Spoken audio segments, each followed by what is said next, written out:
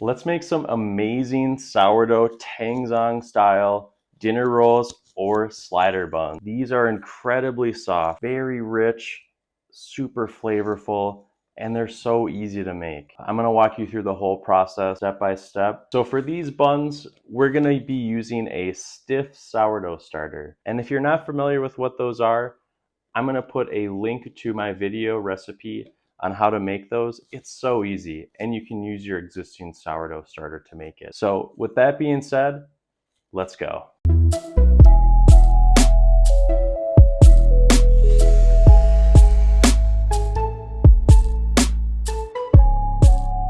For these rolls or buns, the first thing we're going to do is make a Tangzhong-style roux.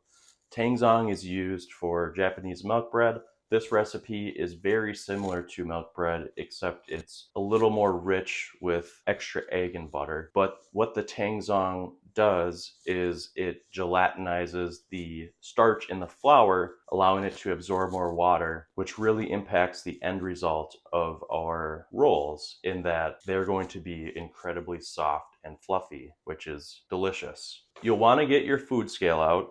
Zero it out with a small saucepan, and we're going to use 60 grams of milk. It can be any kind of milk.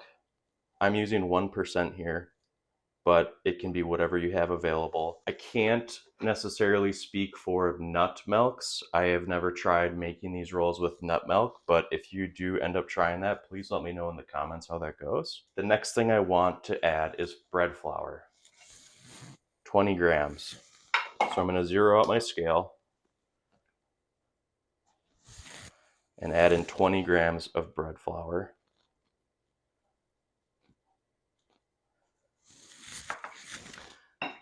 The last thing I need is 30 grams of water. Zero out my scale, add 30 grams of water. There we go. On medium-high heat, we're going to want to mix this for about a minute or so, and it's going to go really quick. Ultimately, what we're looking for is it to start to look like mashed potatoes, like this. I used a little YouTube magic to speed up the process here. But this is going to be very hot, so we don't want to add it to our dough right away. We'll let it sit for about 5 minutes before we add it to our dough. I'm going to set this aside for now. So now let's work on our main dough. I'm going to put a small mixing bowl on my food scale and zero it out. If you have a stand mixer, this recipe works great with that. I'm going to make this dough by hand just to show those that don't have a stand mixer how to do this. But feel free to add these ingredients to your stand mixer if you have one. We're going to want 280 grams of bread flour. Next, we'll need about 120 grams or milliliters of warm milk. I usually weigh this out and then microwave it for about 30 to 35 seconds. An important thing to note is that this is a sourdough recipe, so time and temperature is very important. So while it's not necessary to add warm milk versus cold, it does help keep the base temperature of our dough at a nice warm temperature to start here. And I would recommend bringing your other ingredients that I'm going to show up to room temperature as well to help with that. The next thing we want to add in is 7 grams of salt.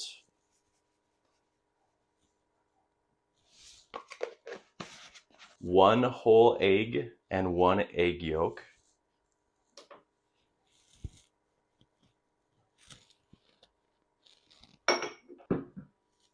35 grams of sugar.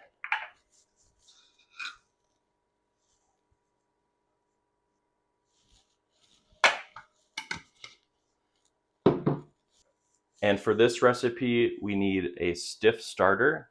If you don't have a stiff starter, I'll link my video on how to make one. It's super easy. So this is a peaked stiff starter. We need 60 grams of this, which is about 20% of the weight of the flour we're using. And you can see the stiff starter is a lot more dry than our typical sourdough starter would be. There's 55, and so just a little bit more. 60. We are going to add butter, but we're going to do that once we've mixed this a little bit. So if you've got a stand mixer, you can go ahead and turn that on. If you're doing it by hand like me, what you'll want to do is grab a spatula or something you can mix this with and give it a quick stir around just to get everything incorporated in. And then we're going to add in our roux, our Tangzhong roux, which is pretty much just a spoonful, or I should say pretty much just makes up a spoonful. Get it all out. If you have a little left on the bottom, that's okay. We'll mix that in. Now, if you're not using a stand mixer, this is a pretty sticky dough. It really helps quite a bit if you have a bench scraper or a dough scraper. I'm going to dump all this out.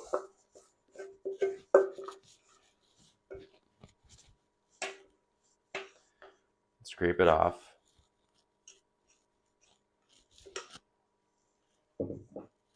And I'm going to use this bench scraper to help me knead this out a little bit. It is going to be a little messy, but what we're trying to do is just get everything well mixed in. And like I said, if you don't have a bench scraper, that's okay. Find something around the house that is kind of similar to this that you could use, or if you just want to use your hand, that's okay too. It's going to be really messy. And of course, if you have a stand mixer, just let that do the work. Now, once we've got this mixed together somewhat decently, we're going to add in our butter. And this is 40 grams of room temperature butter. So I'm just going to put the butter on top like that, and I'm using my bench scraper to just fold it over, and then I'm kind of pushing my hand down to get it mixed in.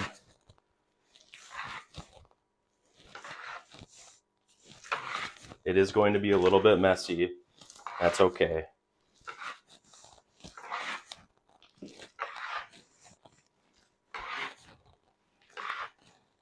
And you just want to keep folding it over on itself like that. Scraping it up from the bottom, folding it over.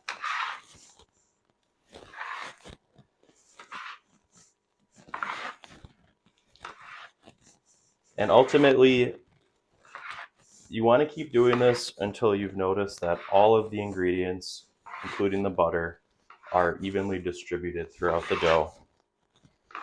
You don't want any clumps of anything in this dough.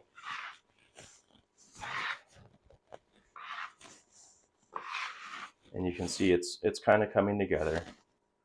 And you could use the bench scraper to get any extra dough that's on your hand back into the pile. And once you've been doing this for about 5 to 10 minutes and it's starting to come together, we're going to want to put this back into our mixing bowl. Put this back in our mixing bowl. I did clean this mixing bowl out a little bit. You don't have to. I like to have it nice and clean for my dough.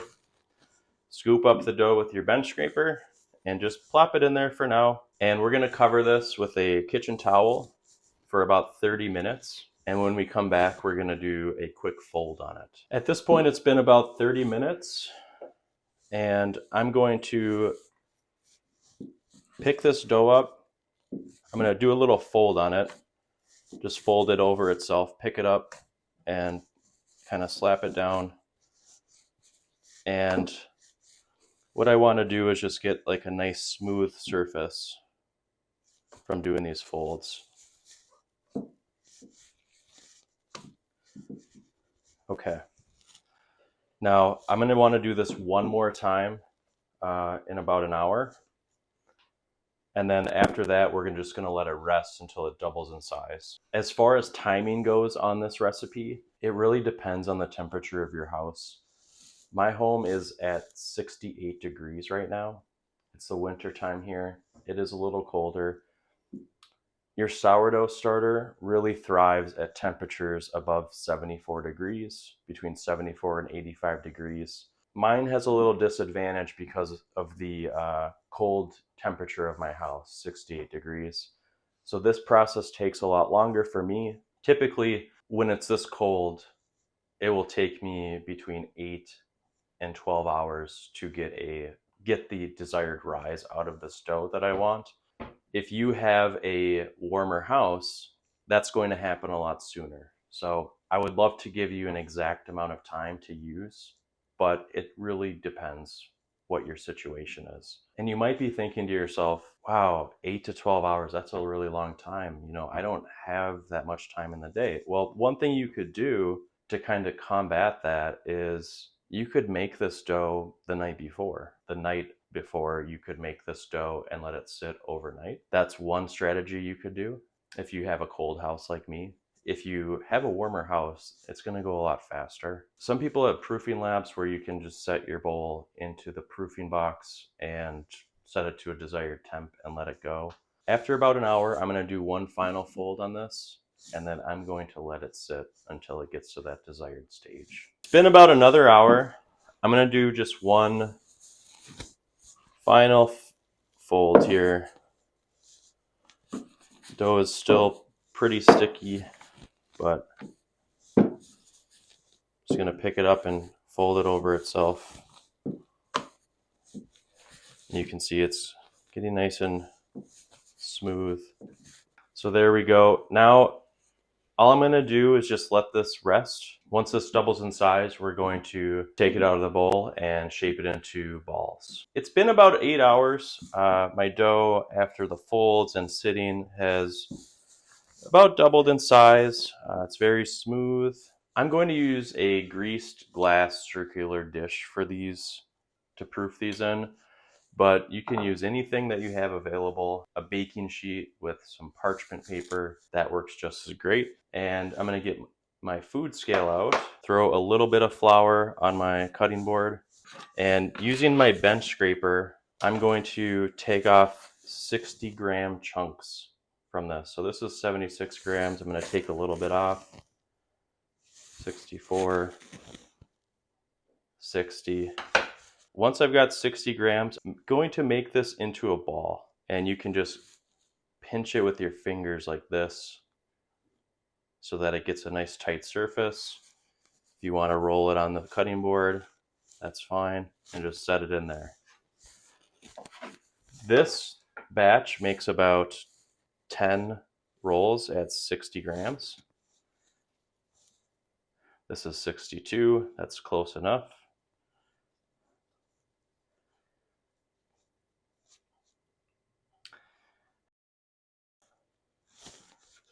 All right, so here we are, 10 rolls. Now that they've been rolled out, I'm gonna let these sit and proof. I want these to rise up even more. You want them to sit enough to that they pretty much almost double in size. So it's been a couple of hours. These have had a chance to fill out this dish here. As you can see, they're much bigger than they were when we put them in there. The next thing we're gonna do is actually put a nice egg wash on them and then bake them. The egg wash is gonna give them a really nice color.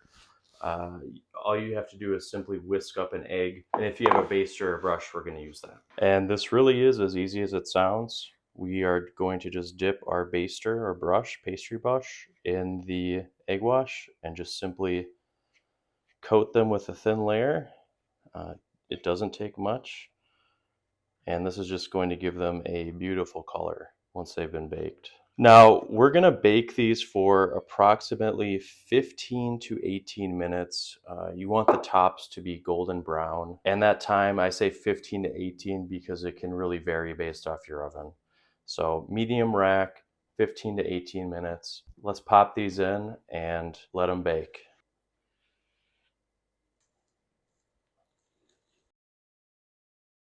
Some beautiful sourdough dinner rolls, Tangzhong-style. And for the final touch, I melted just a sliver of butter in the microwave, clean my pastry brush, and I'm just gonna gently baste these with a little butter. This step is optional, but gives a nice, beautiful shine and taste. So that was a lot of fun. And yes, it did take quite a bit. And that might vary based off your environments, as I mentioned. But you can see here the rolls turned out beautifully, so soft, so pillowy soft. These have the traditional roll look where they have the three open sides and then the cook side because of how we cook them so close together in this baking pan. However, if you wanted them to be more of a bun shape, you would use a baking sheet and put them separately on there, and they'll get more of that bun shape to them. Another thing you can do is use this recipe for hamburger buns, which is excellent. Instead of 60 grams per ball, you'd measure out 100 grams, and this would make about 6 hamburger buns. This recipe is basically a hybrid of Japanese milk bread and brioche.